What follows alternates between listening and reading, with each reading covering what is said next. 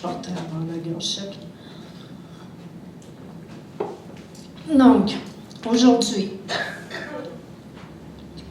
on est dans Éphésiens 6 toujours, et on clôture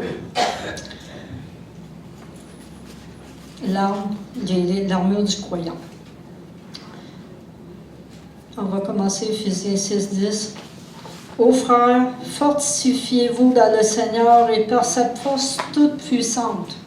Revêtez-vous de toutes les armes de Dieu afin de pouvoir tenir ferme contre les ruses du diable, car nous n'avons pas à lutter contre la chair et le sang, mais contre les dominations, contre les autorités, contre les princes de ce monde des ténèbres, contre les esprits méchants dans les lieux célestes. C'est pourquoi prenez toutes les armes de Dieu afin de pouvoir résister dans les mauvais jours et tenir ferme après avoir tout surmonté. Tenez donc ferme, ayez à vos reins la vérité pour ceinture, revêtez la cuirasse de justice, mettez vos ceintures votre chaussure à vos pieds, le zèle que donne l'évangile de paix. Prenez par-dessus tout cela le bouclier de la foi, avec lequel vous pourrez éteindre toutes les traits enflammés du malin. Prenez aussi le calme du salut, l'épée de l'esprit qui est la parole de Dieu. Et en clôture, faites en tout temps, par l'esprit, toutes sortes de prières, de supplications. Veillez à cela avec une entière persévérance et priez pour tous les saints.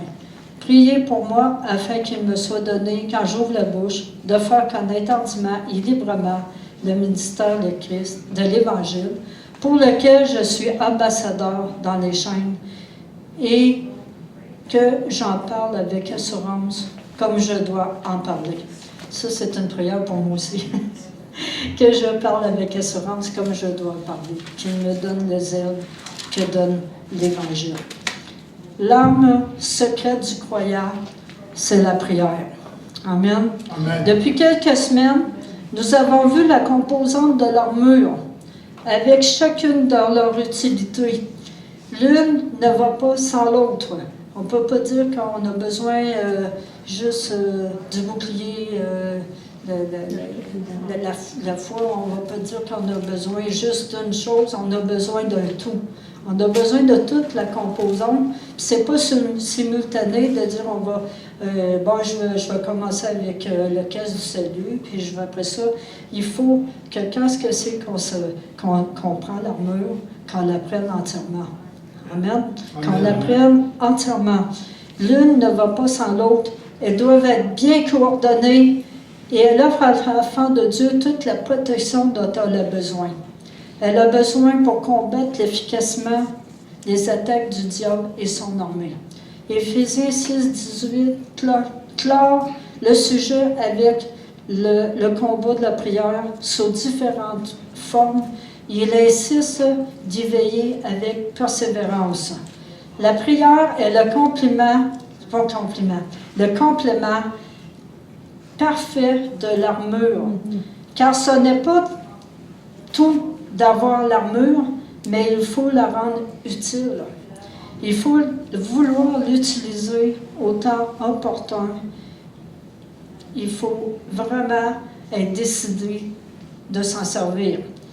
Et un exemple que je pourrais donner, mettons, je sais pas, un policier qui va aller chercher son armure, son équipement, va avoir tout autour pour être capable de réagir aux circonstances. Mais si le policier voit une agression, quelqu'un qui se fait battre, et tout ça, puis il regarde la scène, il ne bouge pas. Est-ce que c'est logique? Il a été formé, puis il a été engagé pour servir. Il a été engagé pour faire quelque chose, pour donner un service.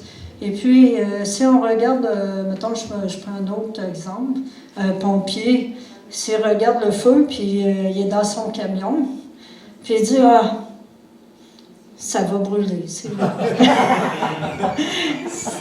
Le feu est trop pris, on va laisser faire. Mais On peut sauver d'autres, on peut sauver, mais tu sais, ça ne veut pas dire qu'elle va tout brûler, la maison. Mais c'est pas de laisser faire les choses. Le pompier, il a été attitré, il a été équipé, puis il a été s'aider dans sa pensée de sauver des vies aussi. Oui. Mais là, s'il regarde la scène, puis il dit « Oh, que c'est un beau feu! » Mais là, c'est vraiment... C'est pas dans sa façon... La façon de voir Il n'est pas à sa place. celui auquel il s'est enrôlé pour enrôler, ou bien, comment dire, il s'est engagé, c'est ça que je cherchais comme mot, il s'est engagé, puis il a été scindé, le soldat il est scindé aussi pour fixer, pour cibler un ennemi. Il ne ciblera pas n'importe quoi. Il va cibler un ennemi, puis il va suivre aussi celui-là qui est le directeur de l'armée pour le diriger, pour lui dire quelle sorte de cible qu'il doit suivre. Donc, il doit se laisser former, il doit se laisser... mais il doit décider de prendre l'armure. Il doit se décider. Mais c'est pas juste... Ça me donne l'idée comme... c'est pas tout d'être sauvé. Puis que Dieu nous a donné un équipement, il nous a donné tout l'équipement pour être capable de fonctionner. Mais il ne faut pas rester assis avec l'équipement puis dire j'ai été sauvé, maintenant je m'assieds. On est sauvé pour servir. Amen. Amen. Amen. On est sauvé pour donner aussi. Oh, yes. On est sauvé pour que ça apporte du fruit pour les autres aussi. Amen. Donc la prière est le moteur qui met toute l'armure en action.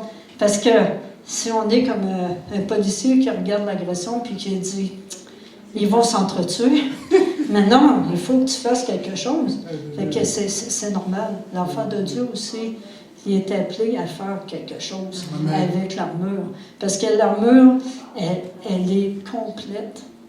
Mais si elle n'est pas activée par l'action, la puissance de la prière, puis qu'on décide, il dit prenez les armes, hein? Prenez-les, faites pas juste l'avoir puis dire hey, je suis tout un soldat, là, je suis toute prête, j'ai tout ce qu'il faut, mais on ne réagit pas, on ne fait rien.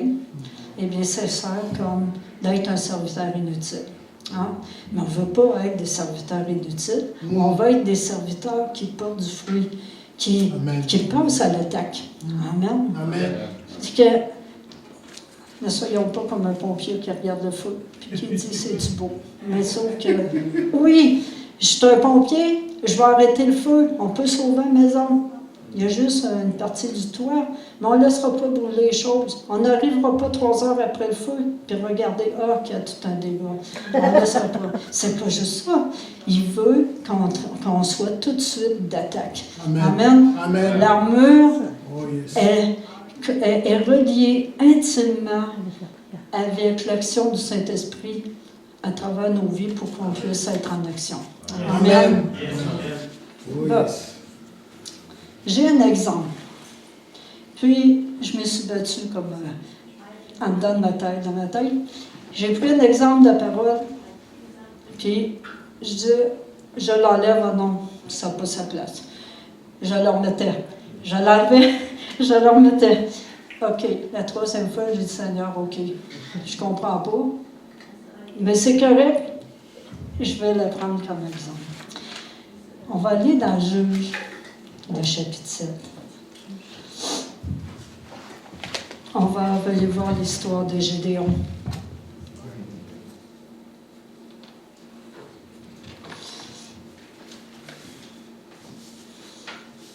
Puis je vous dis, je ne l'ai pas compris jusqu'à cette semaine.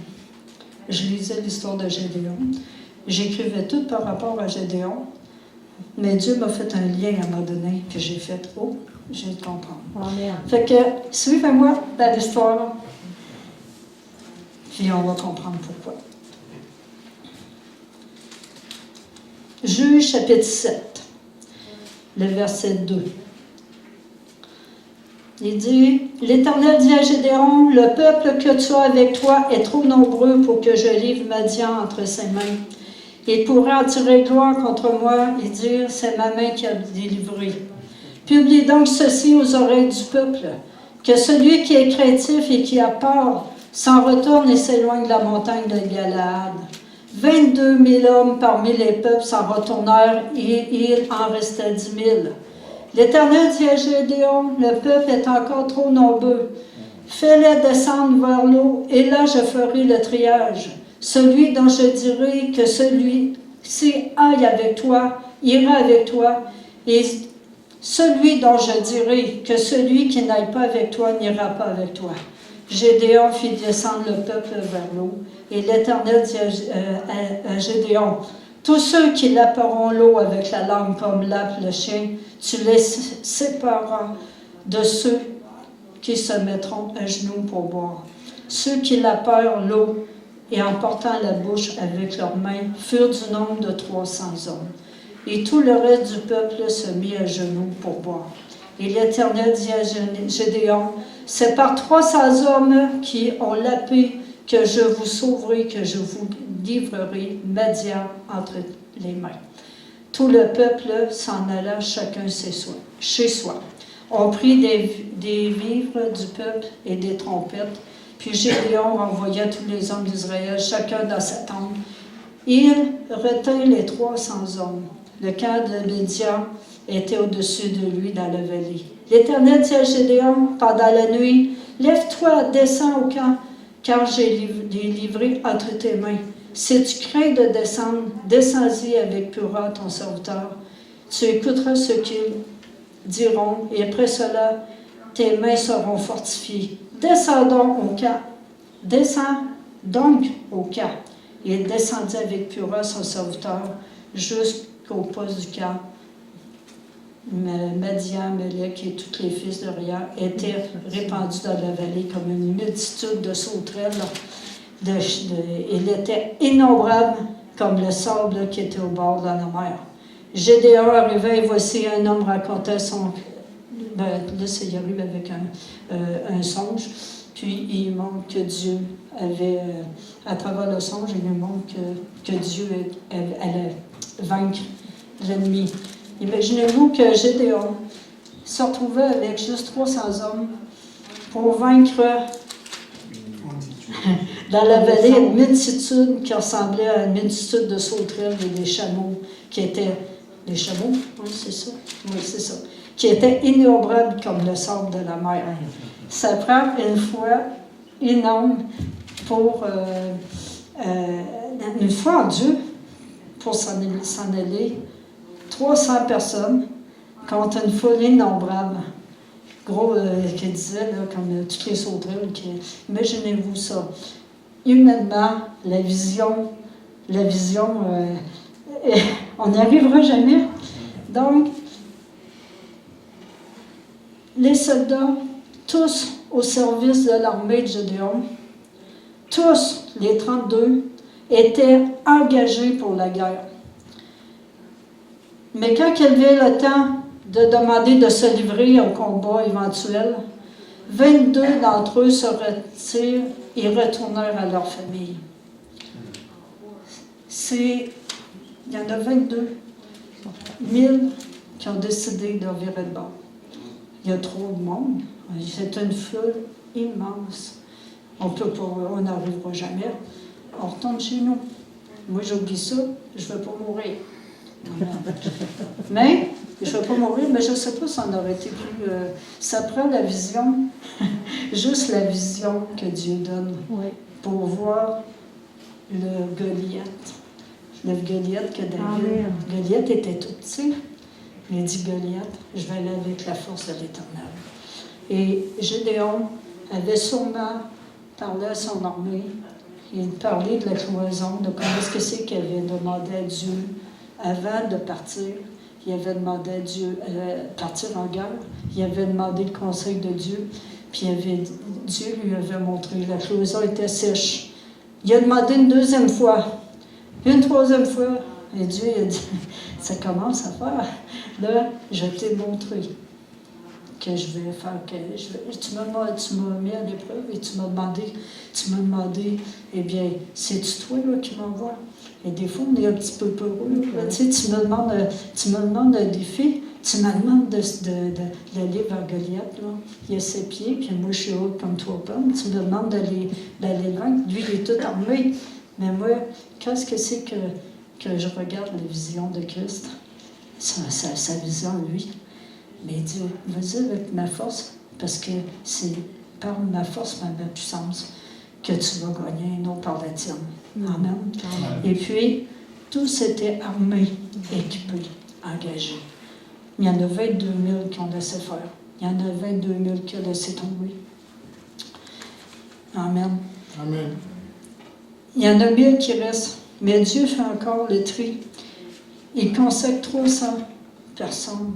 Il consacre 300 soldats. C'est minable, c'est petit. Mais Dieu est plus grand. Qu'est-ce que c'est qu'on peut voir? Amen. Quand on se sent tout petit devant quelque chose de trop grand, eh bien Dieu dit, je marche même. Je marche. Mais je l'ai déjà livré. Il n'avait même pas livré la bataille que déjà la vision et tout. Il disait, j'ai livré l'ennemi déjà pour toi. Amen. Amen. La position qu'ils ont prise a déterminé quelle sorte de soldats restaient. C'était des soldats qui n'avaient pas peur, mais c'était il y avait une partie qui était négligente. Et il y en a qui ont... Ils l'épée, comme on dit, il y en a sur leurs genoux, il y avait l'ennemi dans leur dos. Ils étaient en train de boire, ils ne regardaient même pas autour d'eux. Dieu ne les a pas pris. Il a dit, je vais prendre ceux qui se tiennent. Et ceux qui, la position qu'ils ont pris, les autres qui ont pris avec leurs mains, puis ils prenaient l'eau comme ça avec leurs mains, en gardant toujours l'épée, en gardant toujours vigilance. Et puis, c'est pas pour rien qu'il y a eu un triage comme ça. Dieu savait le cœur, puis il connaissait qui prendre pour... et puis, les 300, ils gardèrent vigilance, gardant leur épée et leur vigilance de ce qui se passait autour d'eux. Amen. Dieu les a choisis pour le service. Tout au départ, il était de tout cœur avec Gédéon, mais seulement 300 sont partis au combat. La plupart avaient perdu le but, le zèle et la vision. La négligence a eu raison du défi qu'il avait devant eux. Tout ce qu'ils voyaient, c'était une armée menaçante, puis une armée, normalement, si on ne regarde pas la vision que Dieu met dans notre cœur, on devrait dire c'est impossible, ça ne marchera pas. Mais avec Dieu, tout est possible. Amen. Amen. Avec Dieu, tout est possible. Amen. Ça, c'est la vision que Dieu veut nous revêtir. Mais on a toute l'âme. Mais il dit, viens-t'en maintenant. Tu es tout armé. Allez. Viens-t'en. Mais il y en a qui, je retourne chez nous, j'ai peur. On ne veut pas être des soldats qui virent de bord à la première attaque de l'ennemi.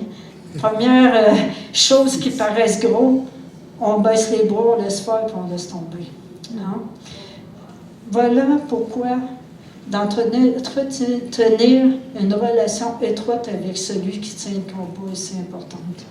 Parce que pour rester vigilant et prêt à toute attaque, il faut rester près du Seigneur, écouter sa voix, être en communion constante avec lui et constamment renouvelé. Amen. Amen. Soyez renouvelés par le Saint-Esprit. Et si on perd de vue cette communion, si on perd de vue le pourquoi qu'on a reçu salut, mais on a reçu salut aussi pour s'exercer au combat et lui donner un service à Dieu. Mais si on s'éloigne de ces choses-là, eh bien, on va virer de bord. On va laisser faire, on va s'assurer, puis on va dire, c'est trop pour moi.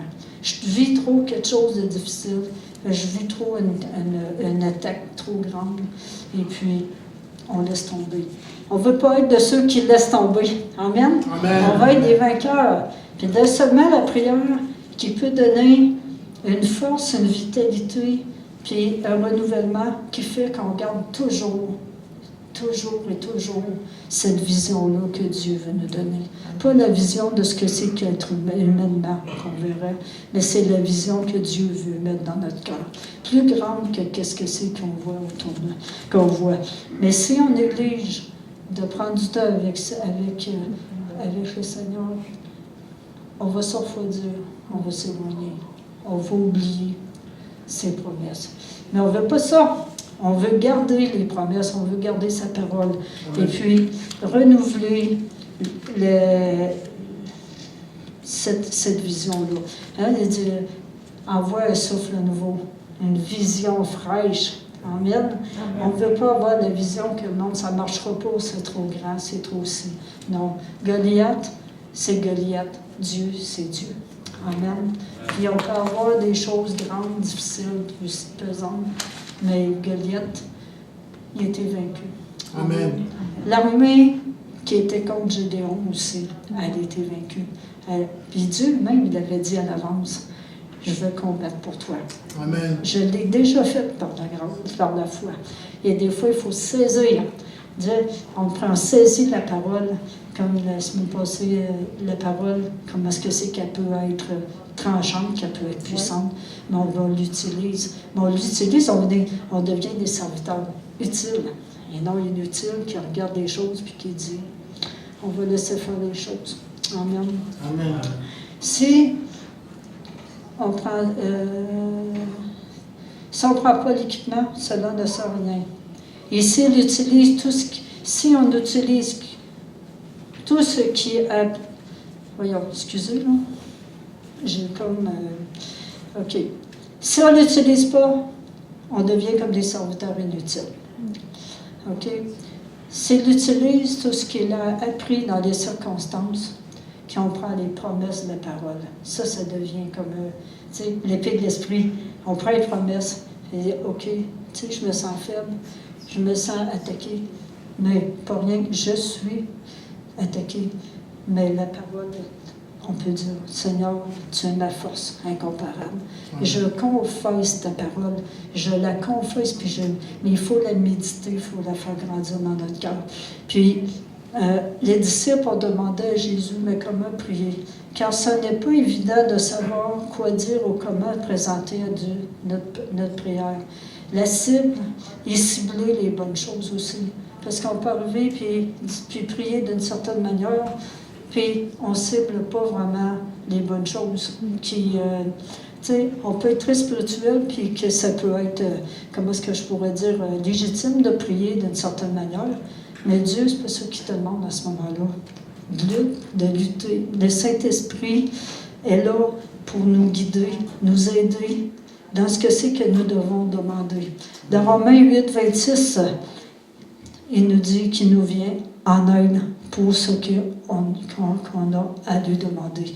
Parce que des fois, on peut se perdre à demander des choses ou à prier des choses, puis finalement, Seigneur, oui, c'est beau, tu as dévolu ton cœur et tout ça, mais je veux t'emmener vers une vraie bataille. Dans la prière, je veux t'emmener vers quelque chose qui va porter du fruit, qui va faire une différence dans ta journée, qui va faire la différence dans ton frère et soeur, et se laisser diriger par le Saint-Esprit qui va dire, regarde, ce serait bon que tu pries pour telle personne.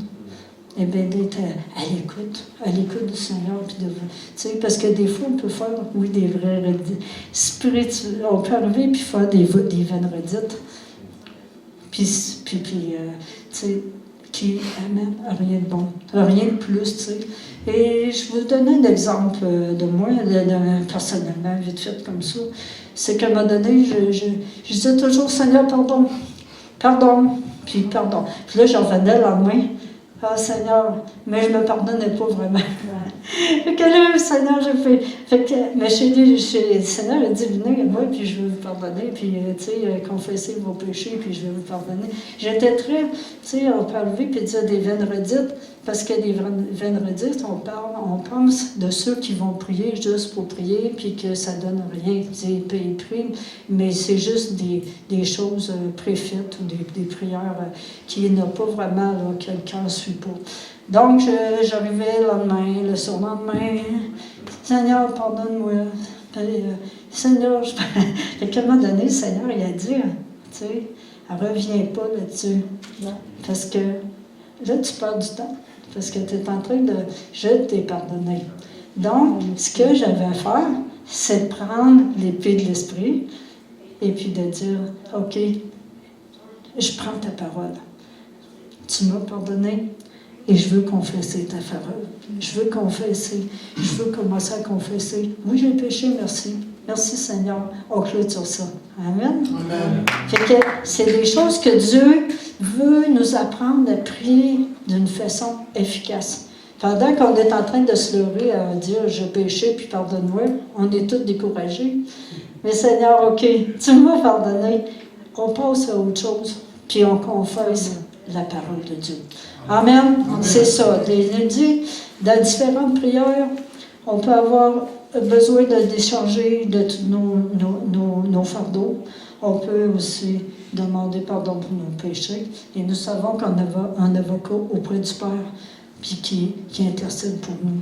Amen. Il nous aide dans nos prières, mais des prières ciblées, puis des prières qui portent du fruit. Amen. Amen. La chambre haute est un exemple de prière de persévérance, d'onction, puis les gens ont vraiment persévéré. Okay? La prière attire la présence de Dieu et la présence de Dieu attire sa puissance. Amen. Amen. Et puis, dans la persévérance, nous pouvons voir la gloire de Dieu descendre.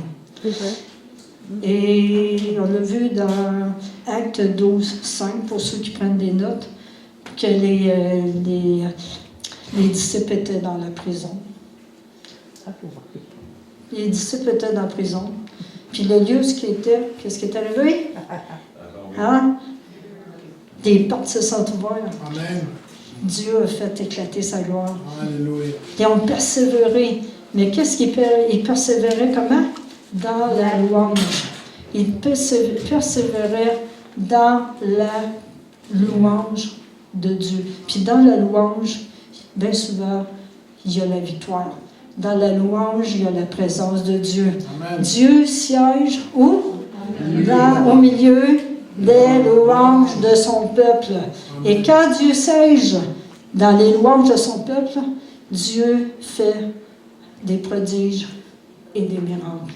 Dieu fait éclater sa gloire. Amen. Amen. Amen. La prière entoure celui qui est faible, soutient celui qui est dans le besoin.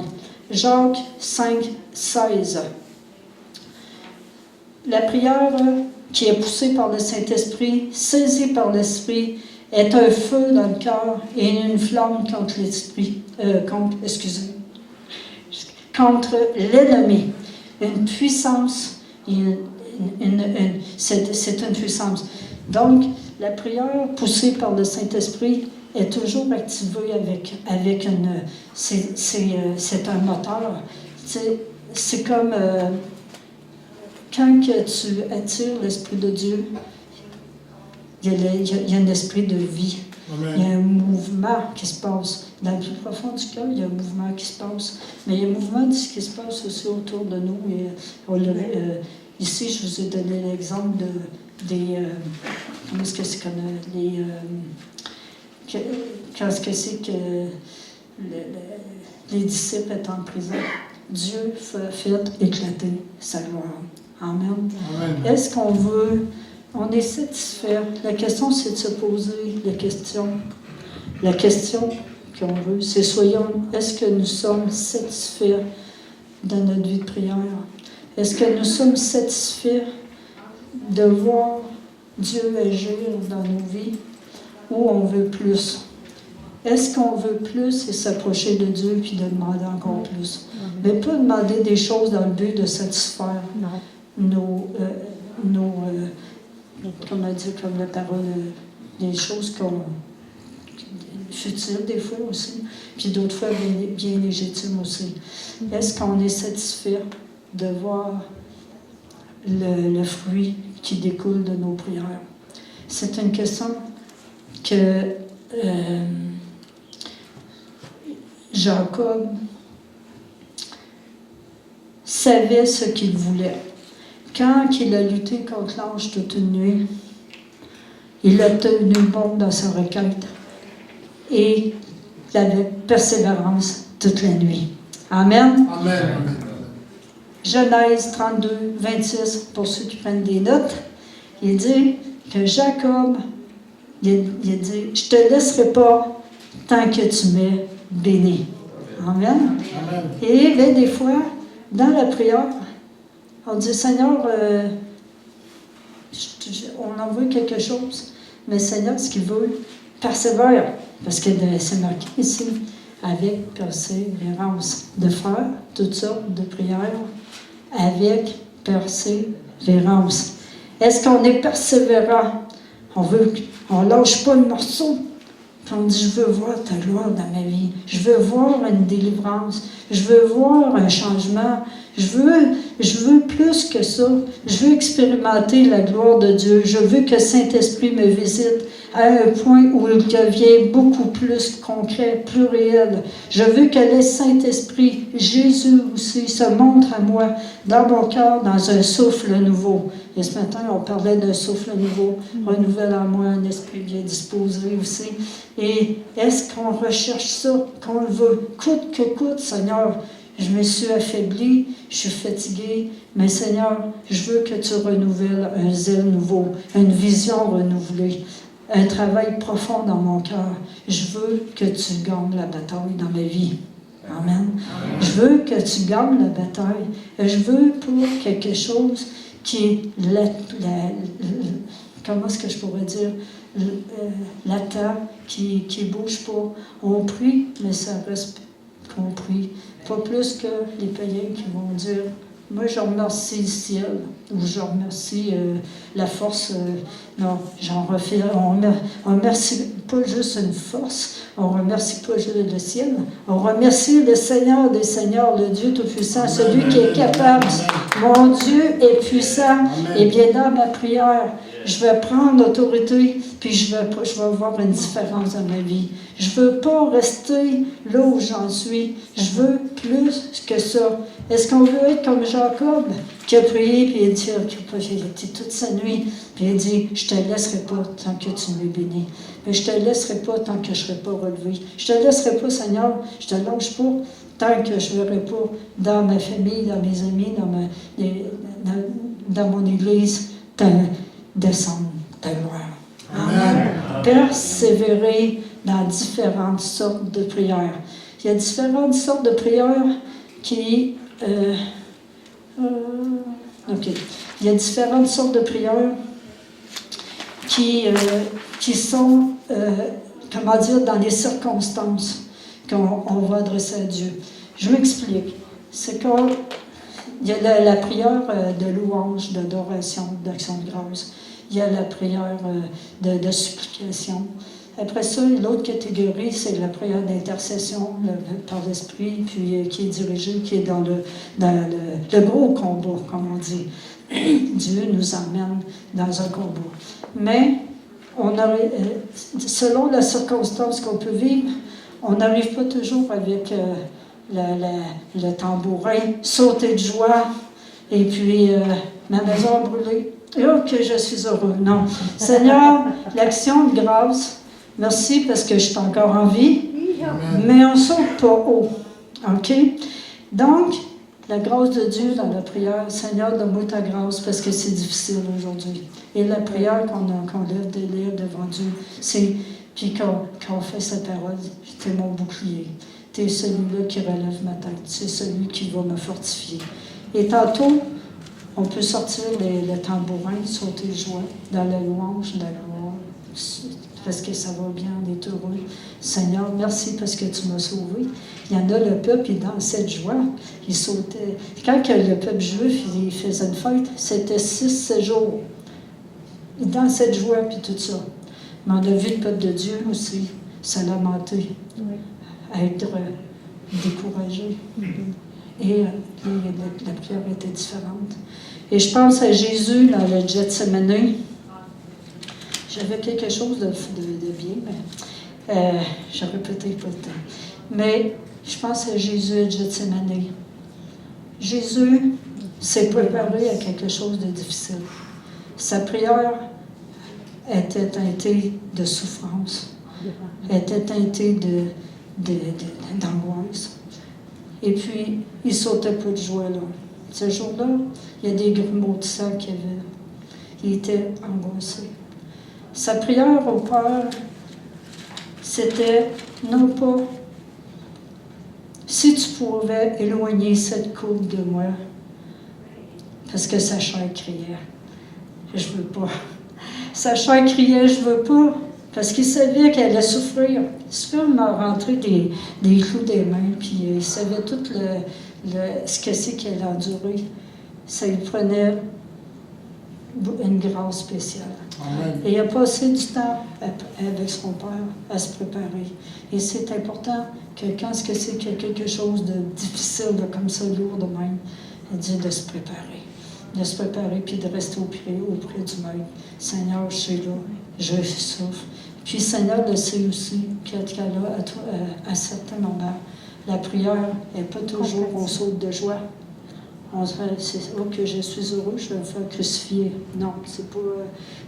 Quand Étienne a été lapidé, aussi, il remettait son esprit entre les mains de Dieu, mais il priait. Il cherchait la face de Dieu. Il était en train de se faire lapider.